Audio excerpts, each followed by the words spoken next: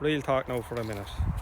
Coming into a busy time of year where a lot of people will be struggling because they're missing their loved ones, maybe for the first time this year.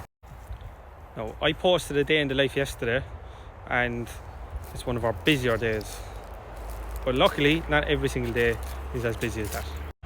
And you know what? The most common thing in the world is the race of mind. A lot of people, they can't hack dealing with that race of mind. So we're running from something all the time. Especially those busy days when you're trying to just get stuff done, it's easy to fall into that. It's easy to fall into the scenario where you may be running from a decision that you have to make because you're so busy at work, because you're so busy at doing whatever you're doing. But the key is to notice where it falls into our unconscious patterns. So do you go to bed at night and you can't deal with the silence, so you have to have a podcast on in the background, you have to have music on in the background, you have to have someone talking to put you to sleep. I can go into all the body language stuff that I pick up on people, but you know, all of these things, it's been learned, but you learn them by recognising them in yourself, especially more so than other people. That's why when I do the breathwork days and the healing days, they're so powerful because it gives you the opportunity to finally reflect and finally think about it, and you know, maybe take that time back and reconnect with your body and your breath and all of these things. That's why they're so powerful.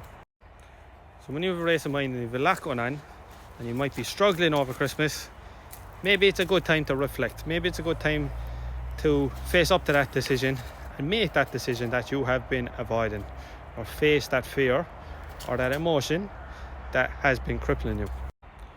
But it's where you're coming from when you're making that decision is the most important bit.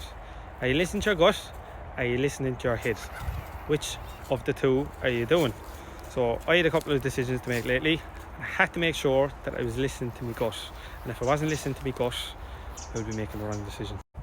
And by God, I'm not perfect, and I do come from a place of anger at times and all that, but 99% of the time I do be listening to my gut.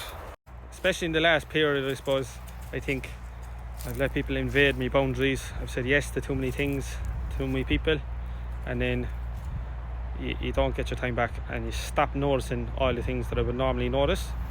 So I think when I had the time, especially today and yesterday, to think back and be present, go, oh my God. You start noticing all the people that are trying to cod you, all the people who aren't coming from a good place and are just maybe trying to get their own way. Now, when you're listening to this, you can relate to that in all your own ways, whether it's work, business, relationships, whatever it is. I don't mind, but I would ask everyone who's struggling over Christmas period, will they just get in touch and I'll help you in any way I can, because I know I can help you. I know I pick up on stuff with people.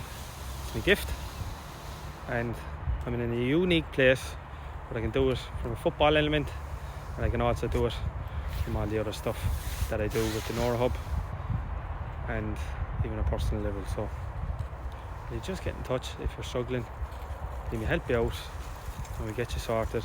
And I promise you, if you had a bad year, next year is going to be a better year.